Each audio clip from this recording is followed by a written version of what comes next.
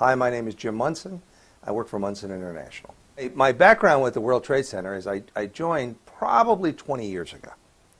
And I actually got talked into becoming a member of the World Trade Center from the former British Consul General. The problem with the city of Atlanta is we've got approximately 6 million people. Most of them have no idea how many consul generals we have, how many bilateral chambers we have, how much international business we have. For instance, I'm the head of the South African Chamber of Commerce.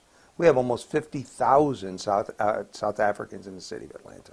People don't know that. It's a problem, and the media doesn't think that we need to know what's going on in the international communities. I think that's a real issue. And that doesn't mean negative. Quite frankly, most of it is positive. Almost all of it's positive, as a matter of fact. I'll give you some great examples, and this is where the World Trade Center really comes into play. Forsyth County has 50 German companies in it. Brought jobs in. The unemployment in Forsyth County is low because they brought in German companies. That's a positive. We need to hear positive things. The World Trade Center has done a magnificent job of making people aware that there's wonderful things going on. That's what it did. It is a great, great source of bringing organizations in, bringing business in. We have these things happening all the time. What we've got to do is get the word out. That's what we do. That's what this club is all about. Same thing applies if we're going overseas. We do the same thing. That's jobs growth. That's exactly what we do here. That has been one of the focal points. Within the last 2 years, we have probably done more of that than anybody recognizes. That's what our World Trade Center here does. When I need something, for instance, I'll give you a great example.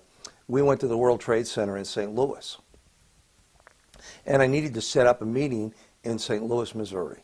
I went to the World Trade Center, St. Louis. Lilia set up the meeting for me. That's a great resource. Say, listen, I want to set up a meeting. I want to have this happen. I want to have this happen. I want to have this happen. She set the meeting up, made it happen for me. Same thing happened for me in Seattle, Washington. She set up the meeting for me. That's what the World Trade Center did for me. They make that happen. We actually set up the meetings in St. Louis to talk about our business. Well, that's a nice thing that you already know somebody, and you can have the opportunity to come in and say, hey, I want to talk to somebody. Let's bring some of your clients in. So what happened was we had 3 companies in St. Louis that we wanted to talk to. Well, guess what? She had several, the woman in St. Louis, who is the counterpart of Lilia from here, said, look, would you mind if we brought some of our members? I said, okay, you talked me into it. She brought them in. We actually landed the Kemper Insurance Company because of that contact. That wasn't too shabby. Those are the kinds of things that you can do by having the World Trade Center.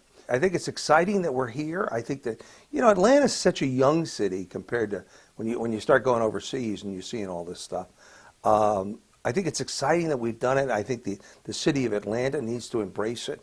I think that we need to celebrate the fact that we've been here that long and that we've done some great things and look at the growth and the fact that we're still around and we're in the process. We're almost like a 30-year-old butterfly, and we're about to just spread our wings and let people know that we're around. And we're like any other company. I mean, 30 years doesn't seem like that long, but it really is. If you've been in business for 30 years, that's pretty cool. So we need to capitalize on that and say, look, good for us. Now what do we do for the next 30 years? How do we get to the next 30 years? What do we need to do? How do we get the next? Because quite frankly, as all of us that are the senior people here, we won't be around for the next 30 years. How do we get the young people to be excited for the next 30 years? That's what we need to do.